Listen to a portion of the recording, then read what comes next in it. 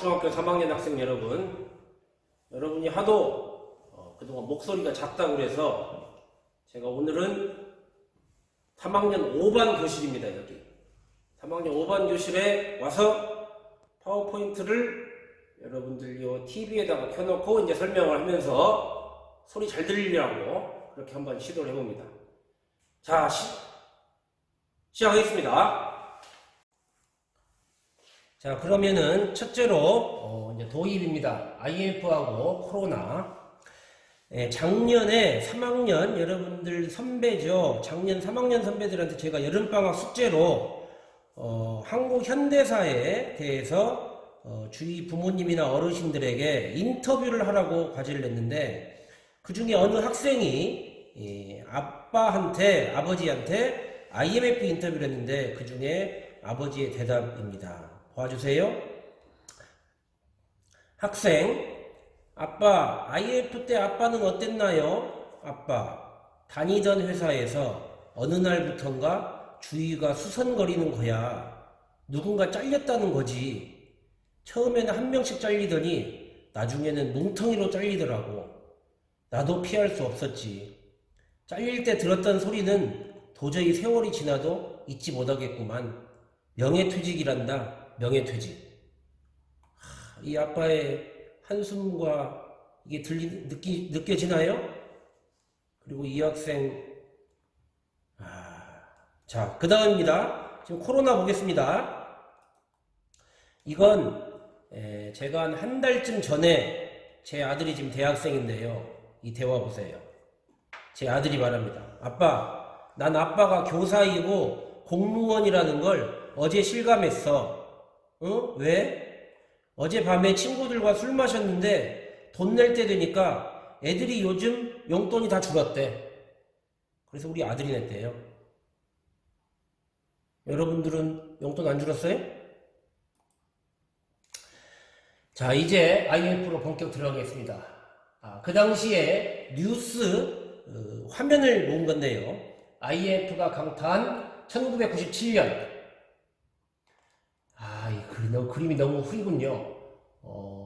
재계 14대 한보 그룹이 부도가 나고, 26위 그룹, 삼미 그룹도 부도가 나고, 진로 그룹도 지금 망하고, 여기는 삼립입니다. 삼립식품인데 빵 만드는 회사죠. 그 밑에 빵 셔틀은 누가 하나 이러고 써놨는데요. 계속 이어서 미도파, 여기는 백화점이죠. 여기도 망하고, 그 다음에 혜태 보이나요? 혜태는 부도 루머, 헛소문 유포자를 고발하겠다고 이렇게 하고 있는데 좀 이따 보겠습니다. 그리고 한신공영, 여기는 한신아파트 건설회사죠. 그 다음에 기아그룹 세계 4위, 기아, 한보 이런 데가 다 부도가 나고 있습니다. 계속 이어서 보면은 쌍방울 부도 나고, 그 다음에 혜태가 진짜 부도 났네. 그 다음에 뉴코아, 여기도 부도 예정이고, 온누리 여행사, 여기도 부도 예정입니다. 계속 이어서 금융기관으로 고려증권, 그 다음에 동서증권도 부도 위기고, 그 다음에 한라그룹 부도, 그 다음에 대우가 너무 무너졌어요. 대우가. 청구그룹, 여기 건설회사입니다. 아파트 짓는 곳. 나산그룹도 아파트가 짓는 데고요. 극동건설, 이런 데가 줄줄이 망하고, 중소기업 하루에 100개씩 도산. 이게 1997년 IMF 때 일입니다. 계속 이어서 마지막으로 대우그룹이 대우 자동차만 남기고, 대우전자도 외국에 팔고, 김우중 회장 사퇴하고 12개 계열사가 부도가 나는 이런 상황이었습니다. 이제 그 당시에 외환위기 원인을 보겠습니다. 1995년, 외환위기 2년 전이죠. 김영삼 대통령 시절에 OECD에 가입하고 우리나라가 엄청 자랑했어요. 우리도 이제 선진국 됐다고. 그러면서 자본시장을 개방했습니다. 자본시장 개방은 뭐냐면은, 이전에는 어떻게 했느냐면요, 달러를 국가에서 관리했어요. 그래서 기업이 수입을 할 때도 나라에 신청해서 허가를 받아가지고 외환은행에서 한국 돈을 달러로 바꾸어 줘가지고 수입을 했습니다. 그리고 우리나라 개개인들이 해외여행을 할 때도 달러로 바꾸는 한도 금액이 정해져 있었어요. 그리고 수출을 하면은 그 나라에서 달러를 받잖아요. 그러면 이 달러를 외환은행에 보내고 대신 한국 돈을 받았어요. 그래서 달러는 항상 어디에 있었어요? 한국은행, 외환은행에 있었죠. 그런데 자본시장 개방 정책을 하면서 어떻게 됐냐면은 개별 기업이 외국 은행에서 직접 돈을 빌릴 수 있게 되었습니다. 나라를 거치지 않고.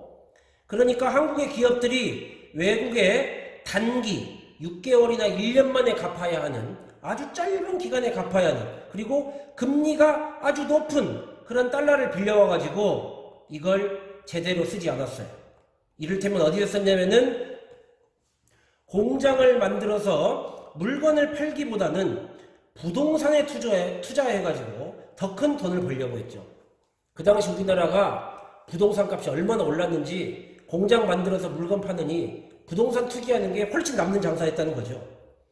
그런데 부동산 가격은 오르는데 시간이 걸리고 규모가 커서 쉽게 사는 사람도 없습니다. 외국 은행은 높은 이자를 붙여서 6개월, 1년 만에 돈을 돌려달라고 하는 거죠. 한국 기업은 부동산 값이 아직 오르지 않았거나 잘 안 팔리니까 다른 외국 은행에서 더 높은 금리에 더 단기에 달러를 빌립니다. 이거 정크 폰드라고 하는데요. 아주 그 쓰레기 자본이란 말이죠. 이런 식으로 돌려막기가 장기화되자 외국 은행에 갚아야 할 달러가 국가의 통계로 잡히지도 않을 만큼 커졌습니다. 느낌이 오죠? 이게 그 당시 우리나라 한국의 주거용 자산, 부동산 가격인데요. 보세요. 부동산 가격이 1988년, 90년대 제일 높이 올랐다가 그러다가 조금씩 떨어져 가지고서 요때까지 이러고 진행이 됩니다. 무슨 말이에요? 이 1990년 전후 할 때 기업들이 부동산에 투자해 가지고 돈 번다는 것을 알고 95년도에 자본시장이 자유화되니까 단기에 고금리 달러를 빌려가지고 이 부동산 가격이 다시 오를 거라고 생각하고 거기다 투자를 했는데 제대로 안 된 거죠. 그러다가 1999년에 오히려 이 IMF를 당하면서 부동산 가격이 오히려 떨어집니다. 그러니 이제 어떻게 돈을 갚겠어요?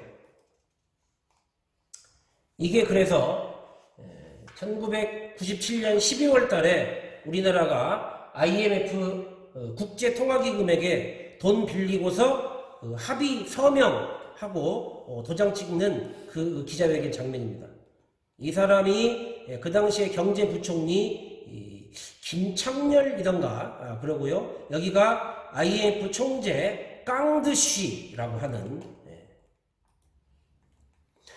이 IMF에 대해서 왜 이런 IMF가 생겼느냐? 잘못된 원인 진단의 대표적인 하나가 뭐냐면은 국민들이 과소비해서 그렇다. 그래서 이것은 실제로 초등학교 5학년의 사회교과서에 나오는 이야기인데요. 글씨가 잘 보이나요? 주부 땡땡땡 씨가 말하기를 그동안 돈을 잘 번다고 과소비를 했던 것 같아요. 남들을 따라서 해외여행을 갖고 가까운 거리도 승용차를 타고 다녔어요. 늘 유명 상표의 옷만 샀고 외국 제품을 많이 사용했어요. 그래서 과소비해가지고 우리나라가 IMF에 빠졌다. 이런 식으로 이야기하는 게 있었는데 이것은 사실과 전혀 다릅니다.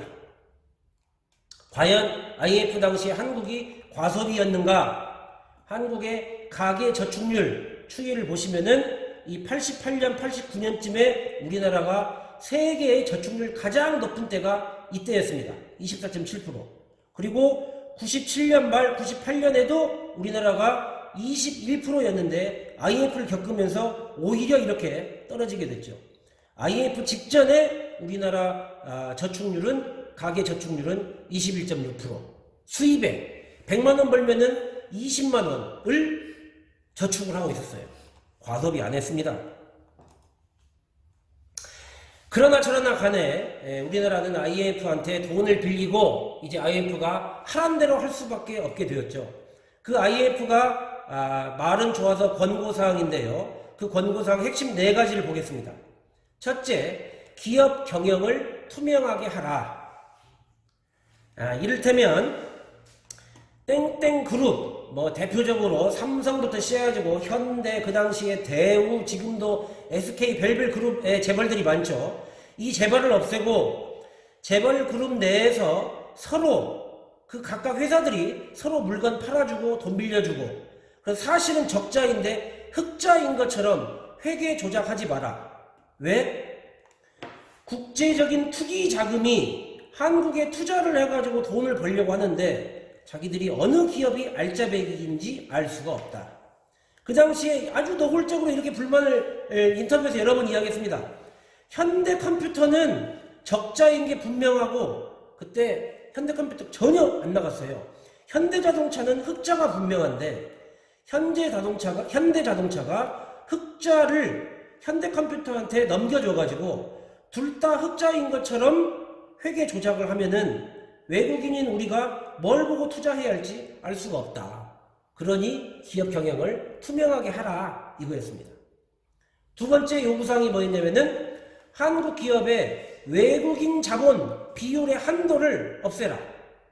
그래서 그동안 외국 자본이 우리나라의 50%를 넘을 수 없게 되어 있었습니다. 그런데 이제 외국 국제 투기 자금이 한국의 우량 기업이 어떤 것인지 알게 되면은 얼마든지 투자할 수 있게, 그래서 50% 한도를 없애라. 그래서 우리가 우량 기업에 투자하면은 우리에게 돌아오는 배당금이 커진다.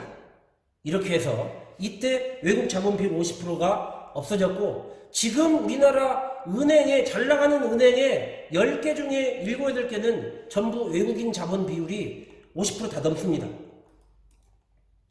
세 번째, 공기업을 민영화하라. 그 당시 한국의 알짜배기 공기업, 철도공사, 석유가스공사, 지하철공사 등 온갖 공사들 다 민영화해라. 그래야 우리가 투자해가지고 그 배당금 가져간다. 얘들이 돈 빌려주고 정말. 마지막 4번째입니다. 비정규직을 합법화해라. 한국에서 기업이 이익을 많이 내려면 노동자에게 임금을 적게 주어야 하는데 그 당시까지만 해도요, 한국 노동자들 99%가 정규직이었어요. 그리고 특별한 사유가 없으면은 해고를 할 수 없게 되어 있었습니다. 그런데 이때 IMF가 비정규직, 임금 정규직의 50% 수준이죠. 그런 비정규직을 합법화해서 임금 적게 주는 노동자를 많이 쓰고 정규직도 쉽게 해고할 수 있게 해서 기업이 돈을 많이 벌게 해야 우리가 투자한 기업에서 배당금을 우리가 많이 가져간다. 결국 이 외국 자본의 요구사항의 마지막 결론은 다 뭡니까? 자기들이 한국 기업에 투자해서 배당금 많이 가져가도록 이것저것 다 고쳐라, 이거였죠. 여러분이 들어본 그 당시에 유명한 금모으기 운동, 당시 금모으기 운동으로 모은 금이 총 225톤, 달러로 하면은 21억 달러. 그런데 그 당시 우리나라가 갚아야 할 빚은 1,700억 달러. 이것을 갚을 수가 없었죠. 그 당시 우리나라에서 가지고 있었던 달러는 다 합쳐서 300억 달러도 되지 않았습니다. 그래서 IMF한테 돈을 빌린 거죠. 여러분이 보기에 금모으기 운동이 정말 효과가 있는 운동이었어요? 이제 IMF 그 후 어떻게 되는지 보겠습니다.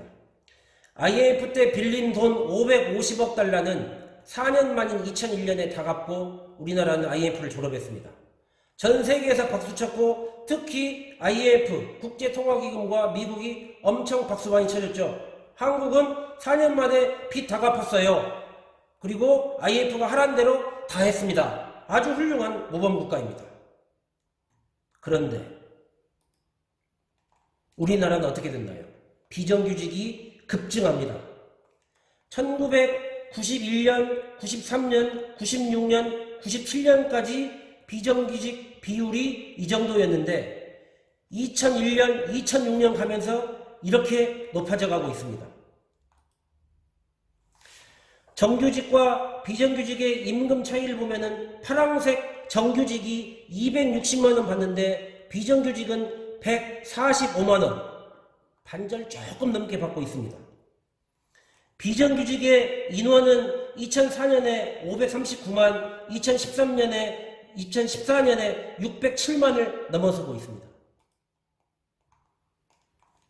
비정규직 근로자의 규모를 보면은 전체 임금 노동자가 2019년에 2055만 명인데 그 중에 비정규직이 748만 명이고 비율은 36.4%입니다. 이것은 통계청 통계가 그렇고 실제로 우리 주변에서 느끼기로는 여러분 주변에 여러분 그런 거 눈치채고 계시나요? 여러분 주변의 어른들 중에서 정규직은 얼마나 되고 비정규직은 얼마나 되는지. 그러면 그 후로 외환위기 이후 외국으로 빠져나간 돈, 이거 자본 유출이라고 하죠. 국부 유출이라고 합니다. 보세요. 단위가 10억 원이에요. 10억 원.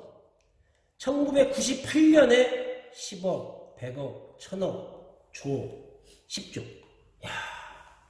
1998년에 11조가 빠져나갔습니다. 그리고 그 이후로도 거의 해마다 9조, 10조, 8조, 7조 이렇게 빠져나가고 있습니다. 그런데 그 후에 대기업들은 어떻게 됐나요? 이게 몇 년입니까?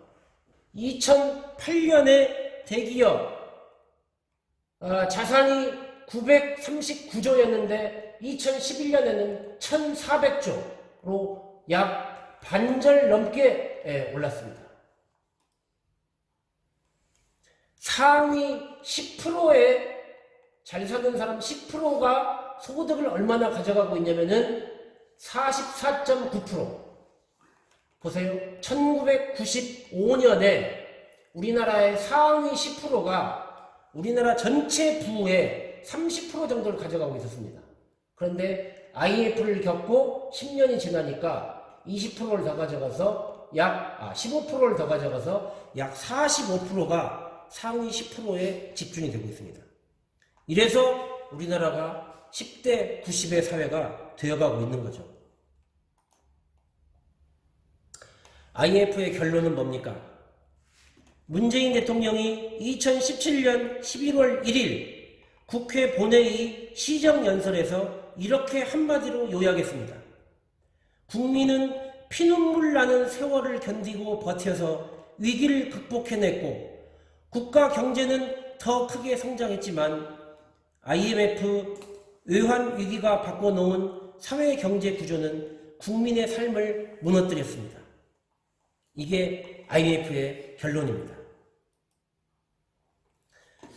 자, 여기서 잠깐 생각해 볼 문제 풀겠습니다. 맞는 말 동그라미, 틀린 말 가위표 해주세요. 1번 IMF 경제위기 때 한국 정부는 외환시장 자유화 정책의 문제점을 파악하고 미리 충분히 대처하였다. 2번 IMF 경제위기는 국민들의 과소비가 주요한 원인이었다. 3번 IMF 경제위기 때 한국의 대기업들이 솔선수범하여 고통을 분담하였다. 4번 IMF 경제위기의 결과 가장 이득을 본 건 외국의 국제투기자본이고 그 다음 이득을 본 건 한국의 대기업이고 가장 손해를 본 건 한국의 노동자들이다. 5번 한국은 IMF 빚은 다 갚았지만 국민들은 먹고 살기 더 힘들어졌다.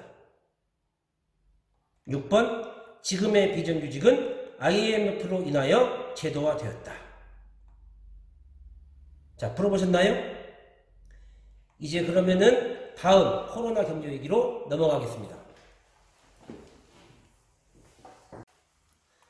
자, 이제 바로 이어서 코로나 경제위기를 보겠습니다. 세계 각국의 매일 확진자 현황입니다. 자, 이게 외국 자료인데요. 영어 좀 해볼까요? Number of days since 30 daily cases first recorded. 아하, 발음 안 좋죠? 첫 번째로 기록이 된 케이스가 발생한 지 30일 이후에 매일 확진자 수입니다. 한국 보세요. 한국은 그러니까 처음 확진자가 나온 지 한 70일 만이죠. 30일 뒤에 한 20명부터 시작해가지고 지금 100명 전후하게 있다가 이 기록이 이 4월 초순 기록인데요. 지금은 어떻게 됐어요? 똑 떨어져 가지고서 지금은 이제 아이고 이런 이전 똑 떨어져 가지고 지금은 7명, 8명 이런 수준이죠. 미국 쭉쭉 올라가고 있고요. 스페인 올라가고 이탈리아, 프랑스, UK가 유나이티드 킹덤입니다. 영국, 저머니, 이게 독일, 여기 일본, 뭐 터키, 캐나다, 인도, 인디아 이렇게 되어 있습니다. 매일 확진자 수예요. 매일 사망자 수 보세요. 매일 사망자 수 아까 말한 것처럼 한국은 5명 전후에서 가다가 지금은 제로 상태이고요. 그 다음에 미국은 하루에 2,000명 가까이도 죽고, 영국은 한 800명, 이탈리아도 800명, 스페인, 프랑스 500명 넘게 죽고 이랬습니다. 중국 한 100명 정도씩 죽다가 점점 줄어가지고 지금은 제로에 가까워진 이런 상태죠. 도시별 사망자 수 보세요. 우리나라는 대구가 제일 심해가지고 대구가 가장 어려움을 겪었는데, 사실 전 세계 도시별로 보면은요, 대구도 하루에 도시별 하루에 대구 많이 죽어도 4명, 5명, 2명 이런 식이고, 지금 사망자 없어진 지가 오래됐습니다. 우한, 중국 우한 처음 시작했죠. 하루에 100명씩 죽다가 지금은 제로가 되었죠. 그런데 여기 보세요. 뉴욕, 롬바르디아, 여기 마드리드, 여기 카탈로니아, 여기 전부 다 이탈리아죠. 그 다음에 영국의 런던, 그 다음에 여기가 어딥니까? 몰라 나도. 이 LA, 이렇게들 도시별 사망자 수가 있습니다. 우리나라 대구가 굉장히 심각했다고 알고 있지만, 사실 전 세계적으로 보면은 대구도 물론 대구 시민들 굉장히 힘들었습니다. 그렇지만 대구도 전 세계적으로 보면은 그렇게 심한 건 아니었어요. 굉장히 약한 편이었죠. 자, 이것에 대한 우리나라 한국 정부의 코로나 경제위기 대응을 보겠습니다. 4월 22일 5차 비상경제회의가 가장 최근에 열린 건데 85조 규모의 지원책을 발표했습니다. 그 중에 40조는 산업안정기금, 35조는 소상공인 지원, 그 다음에 10조가 긴급고용안정대책입니다. 긴급고용안정대책이 뭐겠어요? 당장 일자리 잃어버리는 사람 먹고 살아야죠. 이거 어떻게? 이거죠. 그게 바로 여기에 있는 소득 하위 70%에게 4인 기준 가구당 100만원씩 지급하겠다라고 하는 이 돈이 총 한 10조 원쯤 들겠다 이런 말입니다. 코로나19의 한국 정부의 민생, 경제, 종합 대책을 보면은 제일 먼저 4조 원을 풀어가지고서 긴급한 방역 이런 데다가 썼고요. 그 다음에 2차로 7조 원과 9조 원을 풀어가지고서 보세요.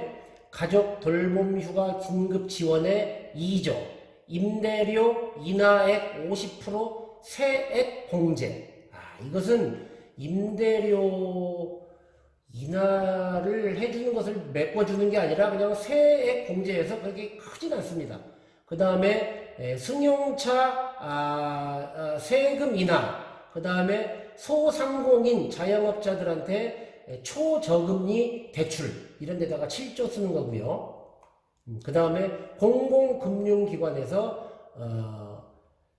금융중개지원 대출, 공공기관 투자 확대 이런 데 해가지고 다 합쳐서 5조, 5천억, 3조 2천억 이런 식으로 하고 있습니다. 이런 막 돈 굉장히 많이 쓰는 것 같죠? 그런데 여기를 보세요. 코로나 경제 위기에 대응하는 세계 각국의 대응을 비교해 보면은요. 자, 이게 영어로 되어 있는데요. 이 오른쪽 60, 70, 80, 90이 뭐냐면은 방역을 강하게 한 정도입니다. 방역을 가장 강하게 한 나라가 어디냐면은 100으로 한 나라가 인도. 기억나죠? 인도는 길거리에 나오면은 경찰이 두드려 팼죠. 예. 그 다음에 이 밑에 가로축은 뭐냐면은 국가 재정 지출이 GDP의 국가 총생산의 몇 프로였냐라고 하는 겁니다. GDP의 몇 프로냐. 그런데 이게 한국입니다. 사우스 코리아죠. 항상 S를 앞에다 넣어요. N 코리아 그러면은 노스 코리아 북한이고 S 코리아 하면은 사우스 코리아입니다.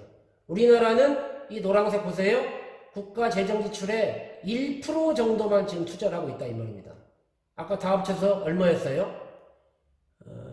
제가 알기로는 가장 최근 정보로는 한 80조 된다고 알고 있어요. 80조가 국가 재정 지출의 한 1%밖에 안 된다 이런 말이죠. 그러면은 방역은 어느 정도 세게 했냐? 한 70 정도로 했다. 우리보다도 약하게 한 나라가 캐나다, 미국, 일본 이런 식으로 우리나라랑 비슷하게 한 나라가 중국, 독일, 그 다음에 영국. 아이고 넘어갔네요. 그 다음에 우리나라보다도 더 세게 한 나라가 이탈리아, 프랑스, 말레이시아, 아르헨티나, 그 다음에 인도 이렇습니다. 우리나라는 전체적으로 방역은 심하게 하지 않았습니다. 즉 밖에 나오면은 전부 다 잡아가겠다 이런 식으로 하지 않았어요. 사실 학교는 쉬었지만 부모님들 회사 거의 다 다녔죠. 버스도 거의 다 다녔죠. 예. 도시 봉쇄한 적 없잖아요. 예. 방역은 심하게 하지 않았습니다. 그런데 우리나라는 재정지출은 너무 적게 하네요. 우리나라처럼 재정지출 적게 한 나라는 인도밖에 없고요. 이탈리아도 우리보다 좀 많고 아르헨티나, 차이나, 중국, 캐나다가 조금 우리보다 많고요. 독일은 보세요. 국가 GDP의 10% 정도를 투자하고 있습니다. 지금.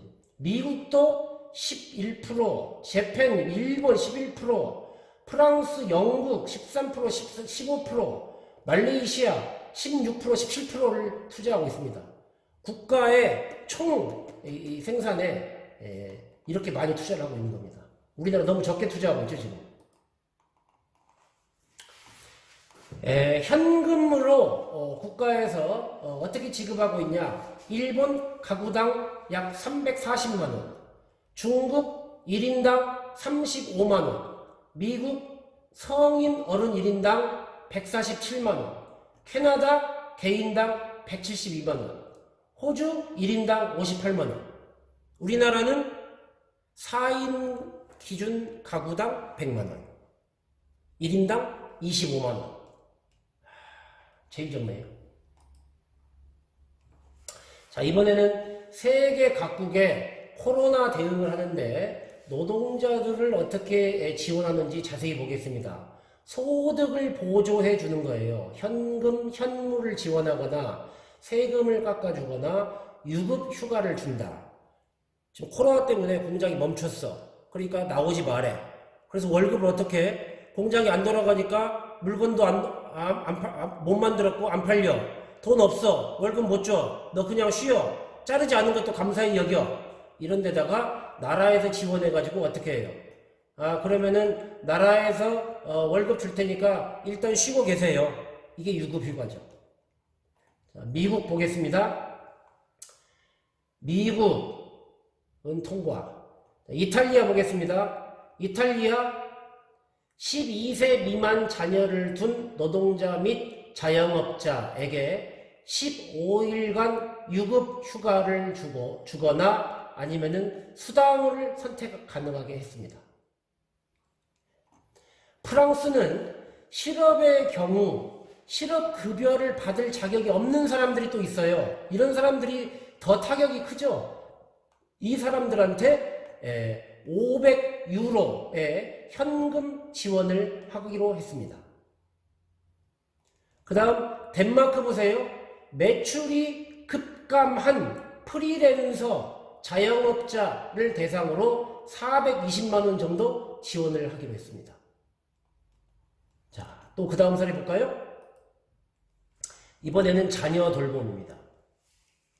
미국에서는 특별법을 통과시켜서 어린 자녀가 있는 노동자에게 3개월 한도의 질병휴직을 도입했습니다. 질병휴직이면은요, 본인이 아프지 않은데 코로나 때문에 애가 집에 있으니까 부모가 애를 봐야 한다는 거죠. 휴직하세요. 쉴 수 있습니다. 질병휴직하면은 월급의 한 70% 정도를 줍니다. 그 다음에 1번 보세요. 자녀가 재학 중인 학교가 초등학교에서 휴교하는 경우에 연가 이외에 유급 휴가 1인당 9만원 하루에 유급 휴가를 주게 되었습니다. 일본도 제법 하네요. 그렇죠? 우리나라 초등학교 부모님들이 지금 유급휴가 택도 없는 소리죠 지금. 자, 또 보겠습니다. 고용유지 지원. 이 말은 무슨 말이냐면요, 지금 코로나 때문에 전 세계 경제가 멈췄어요. 그러니까 일하는 시간을 단축합니다. 그리고 월급 안 주고 휴직하라고 그래요. 그러니까 노동자들이 잘리지만 않아도 감지덕지 해야 할 판인데 어쨌든 먹고 사는 데는 당장 큰일이 났죠. 그래서 어떻게 했냐, 이탈리아 보세요. 코로나 위기로 인해 가지고 경제가 어려워져서 공장이 문 닫을 수밖에 없습니다. 당신 해고합니다.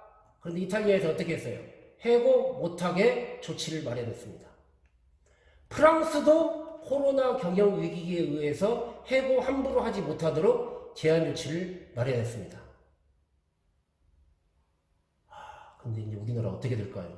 우리나라 지금 이제 해고 줄줄이 나올 거라고 저는 생각하는데요. 또 보겠습니다. 재정지원 보세요. 재정지원. 이탈리아는 중소기업에게 대출 요건을 한시적으로 완화하고 대출 규모를 확대했습니다. 이건 우리나라도 지금 하고 있죠. 프랑스도 기업들에게 이렇게 지원을 하고 있고요. 지금 세계적으로 어디가 제일 큰 문제냐면은 항공산업이에요. 비행기가 지금 뜨질 않아요. 손님이 없어가지고. 그 다음에 영국도 이렇게 기업들에게 지원하고 있고, 덴마크도 기업들에게 지원하고 있고, 벨기에도 기업들에게 지원을 하고 있습니다. 자, 이제 생각해볼 문제. 맞는 말에 동그라미, 틀린 말에 가입해보세요. 한국은 7번, 한국은 다른 나라에 비하여 코로나 대응을 잘 하였다.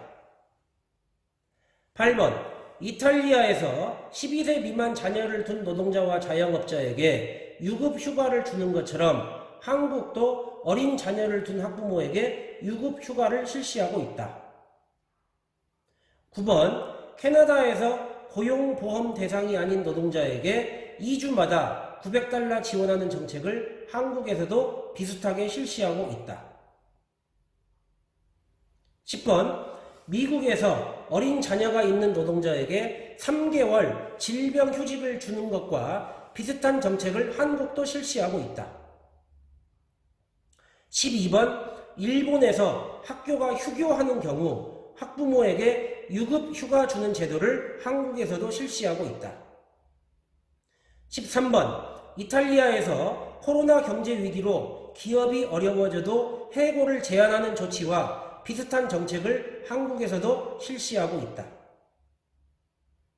14번, 덴마크에서 코로나 경제 위기로 기업이 어려워졌음에도 불구하고 해고하지 않으면 임금의 75%를 정부가 지원하는 정책과 비슷한 정책을 한국도 실시하고 있다. 자, 무엇이 동그라미고 무엇이 가입표인지 알겠죠? 넘어갑니다. 이제 마지막입니다. IMF 경제위기와 코로나 경제위기를 비교해 봅시다. IMF 경제위기는요, 그 당시 한국만이 아니라 말레이시아와 태국과 몇 개 나라들이 외환위기로 국가 부도 상황이 됐어요. 전 세계 경제는 그대로였습니다. 그래서 IMF로 인해가지고 결국 어떻게 됐어요? 전 세계 경제를 주물럭주물럭 하는 국제투기자금이 한국 돈 왕창 빼갔죠. 한국은 손해봤지만 전 세계 경제에서 특히 국제투기자금은 이득을 보고 전 세계 경제는 별 지장 없었습니다. 그런데 코로나 경제 위기를 보세요. 전 세계 경제가 침체로 들어갈 예정입니다. 우리나라건 중국이건 일본이건 미국이건 어느 나라건 하나의 나라 경제가 안정적이어도 부품 수입도 안 되고 수출할래도 사는 나라도 없습니다. 지금 IMF 아니죠. 코로나 경제 위기에서 유일하게 제일 안심인 나라는 어디냐면은 어떤 나라하고 수출 수입 거의 안 하고 그냥 혼자 사는 나라예요. 그래서 정말 뜻밖에도 북한이 경제 타격을 제일 적게 입을 거라고 추측을 하고 있습니다. 이 정말 아이러니, 이게 무슨이고 웃기는 일이죠. 자, 보십시오. IMF, 이것은 그 경제위기 IMF가 아니라 우리나라에 돈 빌려준 바로 그 단체, 국제통화기금입니다. 국제통화기금이 2020년 경제 성장률을 어떻게 전망을 하냐면은 2020년 1월 달에는, 즉 코로나 경제 위기 전에는 세계적으로 3.3% 증가한다, 세계 경제가 성장한다라고 생각했어요. 한국도 2.2%, 다 2%, 1%, 중국은 6%, 인도 5.8% 이렇게 성장할 거라고 생각하고 있었죠. 그런데 2020년 4월 달에 코로나 직후에 지금 세계 경제가 오히려 마이너스 3에서 4.3까지 떨어질 거라고 보고 있고, 한국도 마이너스 1.2에서 3.4까지 떨어질 거라고 보고 있는데, 미국 왕창 떨어지죠? 네. 일본, 영국, 독일, 프랑스, 이탈리아 다 떨어집니다. 중국이 겨우 조금 올라가고 인도가 조금 1.2% 정도입니다. 중국은 왜 올라갈 수 있겠어요? 중국은 수입 안 해도 자기 나라 먹고 살아요. 중국은 이제 코로나 위기는 끝났잖아요? 중국은 이제 물건 생산할 겁니다. 그런데 중국 물건을 사줄 나라들이 지금 살 상황이 아니에요. 그게 중국의 어려움입니다. 국가별로 중국 시장 의존도를 보세요. 전 세계 평균이 중국에게 30%를 의존하고 있습니다. 그리고 코리아 보세요. 사우스 코리아가 어느 정도냐면은 38% 정도 중국에 의존하고 있습니다. 그런데 일본은 50% 가까이 되고, 홍콩, 미국, 그 다음에 인도도 45%, 47% 의존하고 있습니다. 그런데 이렇게 중국의 의존도가 큰데 중국이 그동안 6%, 7% 성장하다가 이제 2%밖에 성장 안 한다는 거죠. 그리고 막상 자기 나라들은 중국에서 물건을 만들어도 살 여력도 없다는 거죠. 그래서 이게 지금 우리나라 경제성장률 추이입니다. IMF 외환위기 때 우리나라가 경제성장률이 마이너스 5.1%였는데요. 그 다음에 올라갔다가 사우스 때 떨어지고 2008년 글로벌 금융위기가 있었습니다. 이때 조금 왕창 떨어졌다가 메르스 때 조금 떨어졌는데 지금 코로나에 아직 결론 안 났어요. 마이너스 1.2라고 추정하고 있는 겁니다. 예측하고 있는 겁니다. 근데 이게 얼마나 더 떨어질지 알 수가 없는 거죠. 왜냐하면 우리나라만의 일이 아니라 전 세계 경제가 같이 침체하고 있기 때문에. 그런데 우리나라는 수입 많이 하고 수출 많이 하잖아요. 우리나라가 수입 수출 다 멈추면은 우리나라 거의 살아갈 수가 없어요.